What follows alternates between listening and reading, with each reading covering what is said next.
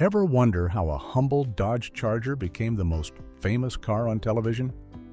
Behind those iconic orange doors and Confederate flag lies a tale of destruction, accidental genius, and bizarre Hollywood secrets.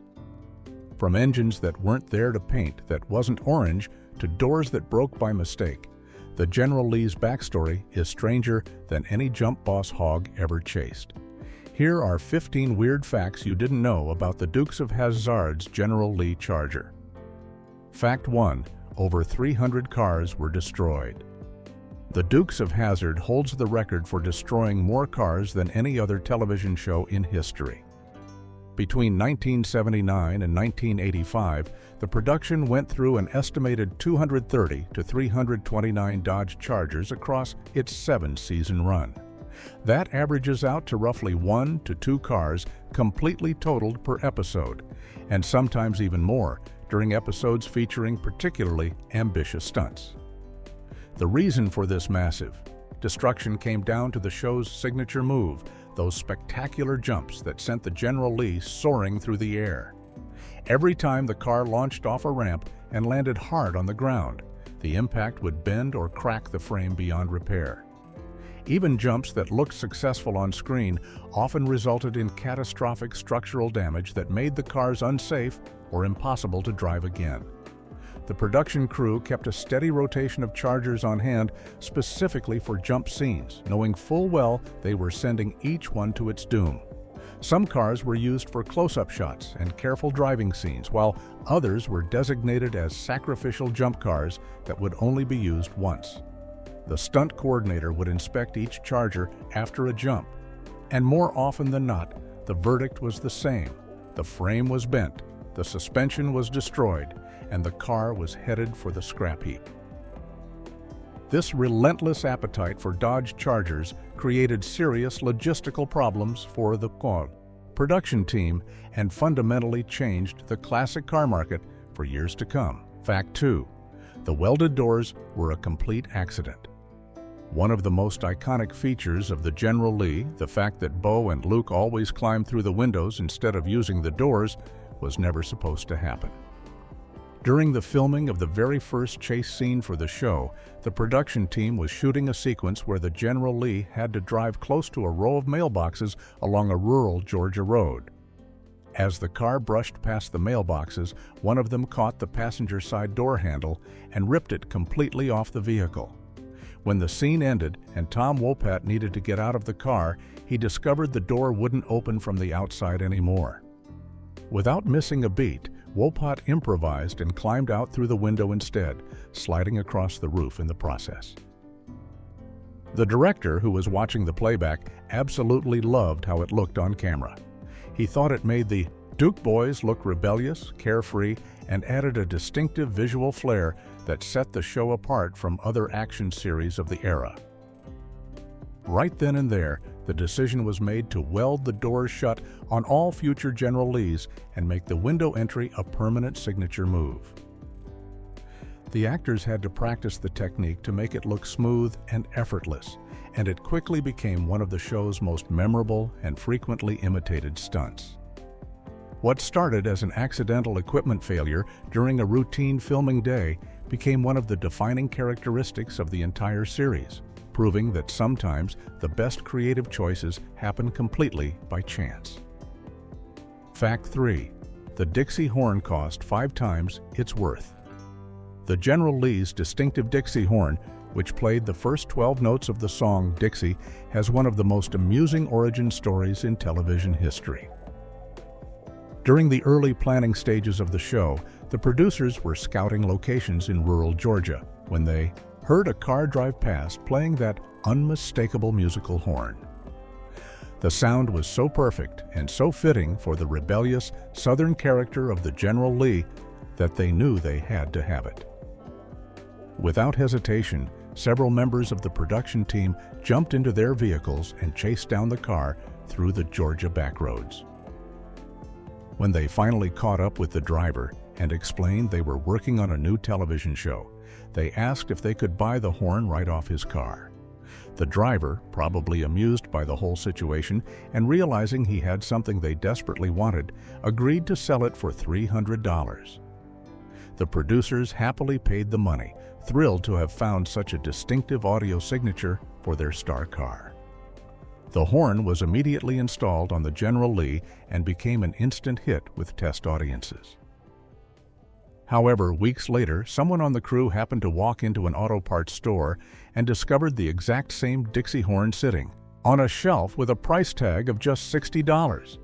The producers had paid 5 times the retail value for something they could have ordered from any automotive supply catalog in the country. Despite the overpayment, nobody regretted the purchase, as that horn became just as recognizable as the car's bright orange paint job. Fact 4.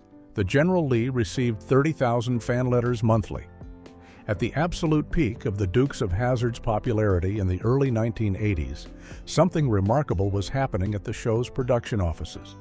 The General Lee itself was receiving approximately 30,000 fan letters every single month, addressed directly to the car rather than to any of the human actors on the show. This made the General Lee more popular than most actual Hollywood celebrities of that era, and the volume of mail was so overwhelming that the studio had to assign dedicated staff members just to handle correspondence for a vehicle. The letters came from fans of all ages, across the United States, and even from international viewers who had fallen in love with the bright orange Charger. Many of these letters were from children who considered the General Lee their favorite character on the show, while others came from car enthusiasts who wanted to know every technical detail about the vehicle. A significant portion of the mail consisted of requests for autographed photographs of the car, which the studio actually fulfilled by sending out publicity stills featuring the General Lee in various action poses. Some fans wrote asking where they could buy their own General Lee, while others shared stories about how the car inspired them to become interested in automobiles and mechanics. The phenomenon was so unusual that it attracted attention from media outlets who ran stories about the car that was more famous than the people who drove it. This level of fan devotion to an inanimate object was virtually unprecedented in television history. Fact 5. The paint. Color wasn't what you think. For decades, fans and car enthusiasts have debated and speculated about the exact color of the General Lee. And the truth turns out to be far more complicated than anyone imagined. When the show first started production, the crew initially tried painting the car Hemi-orange, a popular Dodge factory color from the muscle car era. However, when they reviewed the film footage, the Hemi-orange looked muddy and brownish on camera, completely lacking the vibrant pop they needed for television. Next, they attempted Hugger orange, a Chevrolet color, but that proved too reflective and created problematic glare issues under the bright filming lights. Desperate to find the right shade, the production team ended up using a color called TNT Express, which was actually a paint used by the TNT shipping company for their delivery trucks. This unusual choice gave the original General Lees their distinctive bright orange appearance that worked perfectly on camera. However, as the show continued and the production burned through hundreds of Chargers, maintaining color consistency became impossible. Different paint shops mixed different shades, and the crew used whatever orange paint they could get their hands on quickly. Some later General Lees were painted with 1975 Corvette Flame Red, while others used various custom mixed oranges that were close enough for television purposes. Automotive experts who have examined surviving General Lees have discovered that almost no two cars are painted exactly the same shade. This rainbow of oranges went largely unnoticed by television audiences, but today's high-definition screens make the color variations much more obvious when watching reruns. Fact 6. They created a nationwide Dodge Charger shortage. The Dukes of Hazzard's insatiable appetite for 1969 Dodge Chargers created a genuine crisis in the classic car market across the entire United States. As the show continued to destroy, car after car, week after week, the production's car wranglers found themselves competing with collectors and enthusiasts for an increasingly limited supply of vehicles. What had been a relatively common and affordable muscle car before the show started production quickly became scarce and expensive. The 1969 Charger was chosen specifically because it was plentiful and inexpensive at the time, but nobody anticipated the show would last 7 seasons and demolish hundreds of them. As the available supply dwindled, the production team's methods for acquiring cars became increasingly creative and sometimes desperate. Car scouts would drive through neighborhoods and shopping mall parking lots looking for 69 Chargers, and when they spotted one, they would leave handwritten notes under the windshield wipers begging the owners to contact the studio about selling their vehicle. These notes would explain that the car was needed for a hit television show, and often included a phone number for the transportation coordinator. Some owners sold their beloved Chargers to the show, knowing full well the cars would probably be destroyed, while others refused and held on to their vehicles. The shortage became so severe that prices for 1969 Chargers skyrocketed across the country. What had been a $500 to $1,000 used car suddenly commanded several $1,000s, and the show's transportation budget ballooned accordingly. This artificial scarcity permanently changed the collector car market for Dodge Chargers. Fact 7. Piper Cubs searched for cars from the sky. As the nationwide shortage of Dodge Chargers intensified, the production team behind the Dukes of Hazzard had to resort to increasingly unusual methods to locate cars they could purchase and convert into General Lees. One of the most creative and expensive solutions involved hiring small aircraft, specifically Piper Cubs, to conduct aerial searches of entire regions looking for the distinctive shape of a 1969 Dodge Charger. These small planes would fly low and slow over residential neighborhoods, used car lots, junkyards, and rural properties, with spotters scanning the ground below for any sign of the increasingly rare vehicles. When a spotter identified a potential Charger from the air, they would note the address or location and radio the information down to ground teams, who would then drive to the site to investigate and potentially negotiate a purchase. This aerial search operation covered large areas of the southeastern United States, where the show was filmed and where classic muscle cars were more likely to have survived in reasonable condition. The flights were expensive and time-consuming, but the production had little choice, as conventional methods of finding cars had been exhausted. Junkyards were contacted and visited regularly, but even salvage yards were running out of 69 Chargers as word spread about the studio's desperate need. The airplane searches did manage to locate a number of cars that had been sitting forgotten in barns behind rural houses or in overgrown lots where they weren't visible from the road. Each discovery was celebrated by the crew, knowing it meant at least 1 or 2 more episodes could be filmed before another car was needed. Fact 8. They disguised other cars. As General Lee Yaudi, when the supply of authentic 1969 Dodge Chargers was completely exhausted and the show still had episodes to film, the production team made the controversial decision to disguise other vehicles as General Lees. The most common substitutes were 1968, 1970, and 1971 Dodge Chargers, which shared similar body styles but had distinct differences that eagle-eyed car enthusiasts could spot. The production designers would modify these cars by swapping grills, tail lights, and side markers to make them look like 69 models. Then, paint them orange and add the proper decals. From certain angles and with careful camera work, these imposter General Lees could pass inspection, especially in wide shots or during fast action sequences where viewers were focused on the jumps and crashes rather than the subtle styling details. In the most desperate situations, the crew even used AMC ambassadors, which had a completely different body style and relied entirely on camera angles, distance, and quick cuts to hide the deception. These ambassador-based General Lees were only used for background shots or brief moments where the car appeared in the distance. Detailed close-ups and interior shots always used authentic props or the few remaining real General Lees that were kept in good condition for hero shots.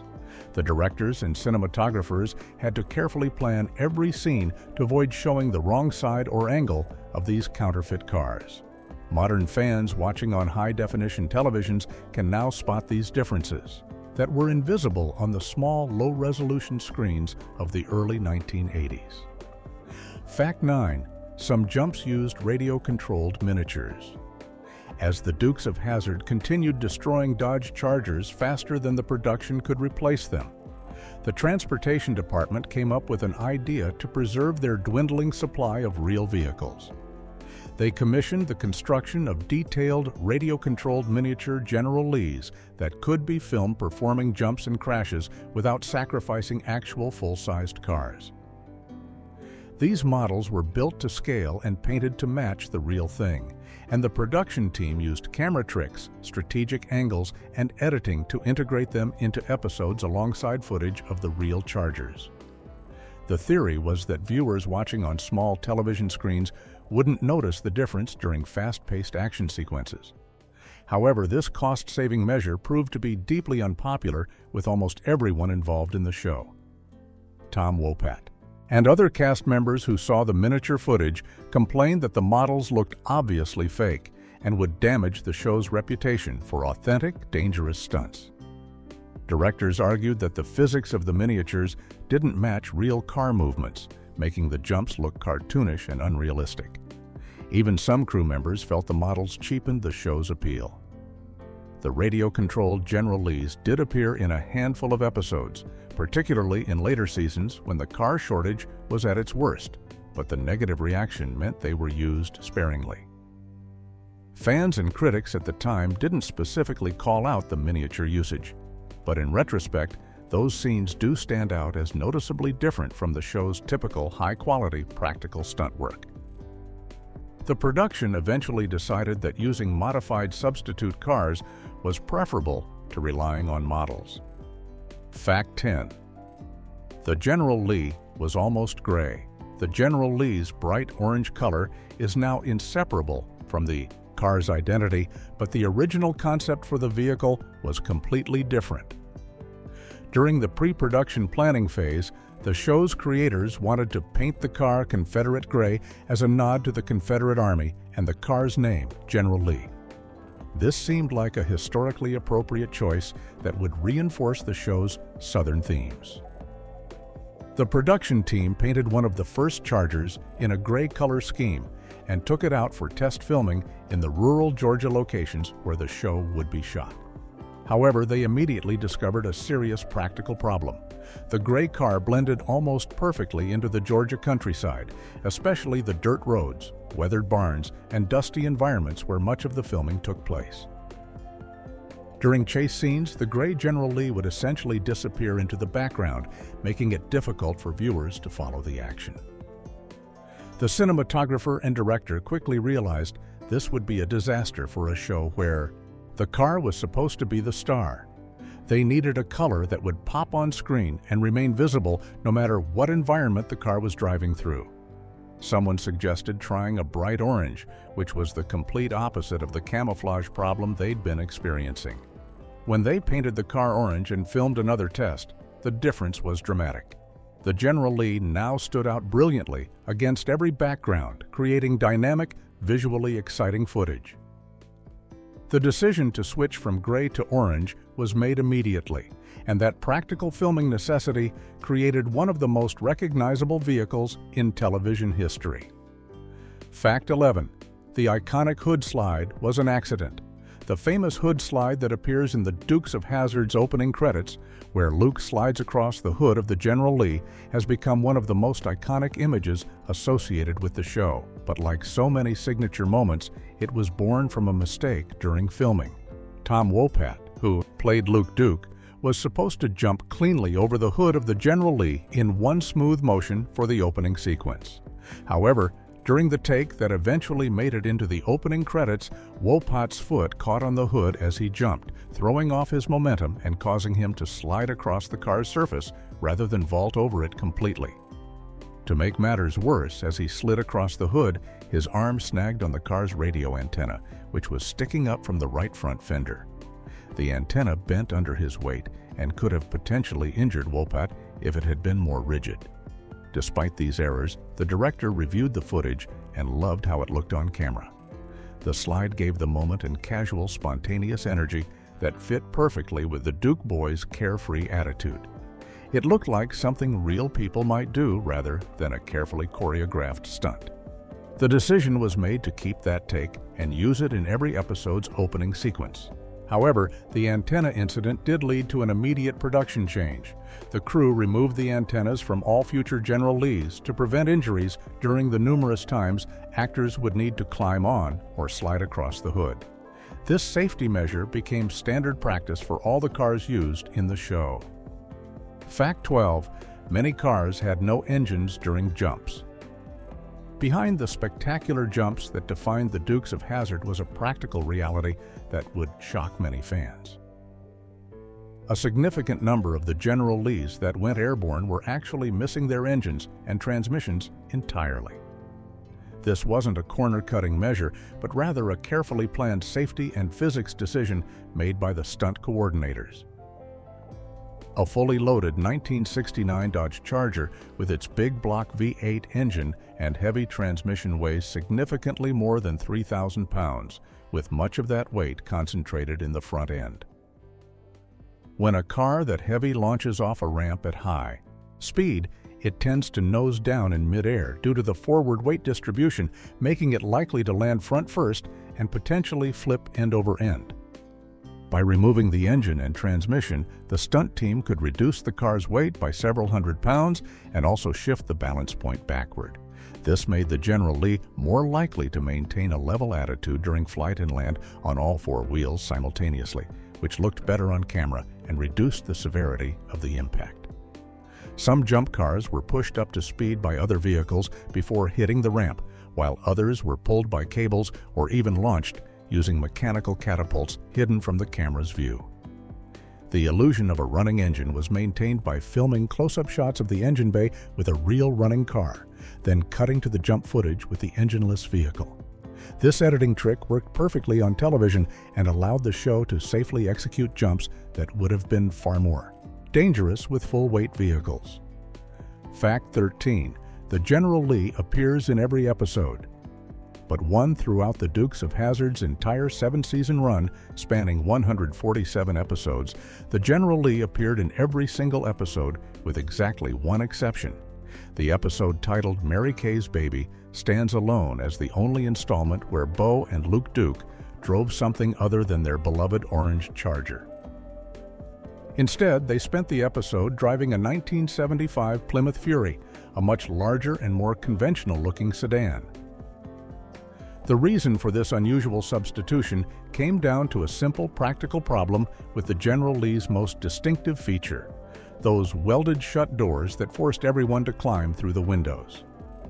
In this particular episode, the plot centered around a pregnant woman named Mary Kay who needed help, and the Duke boys had to transport her around Hazzard County while dealing with their usual mix of trouble and hijinks, the writers. And producers quickly realized that a heavily pregnant woman would not be able to climb through the windows of the General Lee, and having Bo and Luke suddenly use the doors would contradict 7 years of established character behavior and the show's visual signature.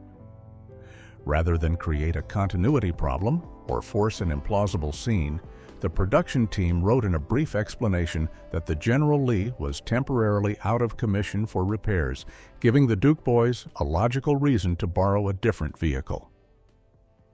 The Plymouth Fury, with its 4 functioning doors, allowed the pregnant character to enter and exit the car normally. Fans noticed the absence immediately, and Mary Kay's Baby remains a trivia answer decades later. Fact 14. Only 17 General Lees survived production. When the Dukes of Hazzard filmed its final episode in 1985, after 7 seasons of high-speed chases and spectacular jumps, the carnage toll was staggering. Out of the estimated 230 to 329 Dodge Chargers that had been converted into General Lees throughout the show's run, only 17 cars survived to the end. Even those 17 survivors were not in pristine condition. Most were in various states of disrepair, with bent frames, damaged suspensions, worn-out interiors, and body panels that had been repaired and repainted multiple times. Some were the hero cars that had been used primarily for close-up shots and careful driving scenes, while others were former stunt cars that had survived jumps through sheer luck. After the show wrapped, these surviving General Lees sat on the CBS studio lot for approximately 5 years, slowly deteriorating in the California sun. The studio didn't quite know what to do with them, and for a while, it seemed possible they might simply be scrapped like all the others. Eventually, as nostalgia for the show grew and the collector car market began recognizing the historical value of these vehicles, the decision was made to sell them to private collectors and museums. Each surviving General Lee found a new home, and today they are among the most valuable television memorabilia items in existence. Several have been meticulously restored to their on-screen appearance, while others are kept in their weathered, as-used condition as authentic artifacts from the production. A few have appeared at car shows and conventions over the years, where they continue to draw massive crowds of fans. Fact 15. Bubba Watson may never have painted over the flag. Professional golfer Bubba Watson made headlines in 2012 when he purchased one of the most famous General Lees in existence, known as Lee 1, which was used prominently during the show's first season. Watson, who had just won the Masters tournament that year, paid $110,000 for the iconic vehicle at auction. The car became part of his personal collection, and for several years he proudly displayed it at various events. However, in 2015, as national conversations about Confederate symbolism intensified, Watson announced publicly that he planned to paint over or remove the Confederate flag on the General Lee's roof. His announcement was widely covered in the media, with some praising his decision and others criticizing it. Watson stated that he wanted to display the car at his Bubba's Sweet Spot candy shop, but felt uncomfortable with the controversial symbol. The story seemed to end there, with most people assuming Watson had followed through on his promise. However, years later, John Schneider, who played Bo Duke on the original show, publicly expressed doubts about whether Watson actually removed or painted over the flag. Schneider noted that Watson never provided any photographic evidence of the modified car, never showed the General Lee at his candy shop as announced, and essentially went silent on the entire topic after his initial statement. To this day, no confirmed images of Lee 1 without the Confederate flag have surfaced publicly, leading to speculation about whether Watson changed his mind, still owns the car, or simply chose to keep it in storage rather than resolve the controversial issue. A controversial issue. A controversial issue. A controversial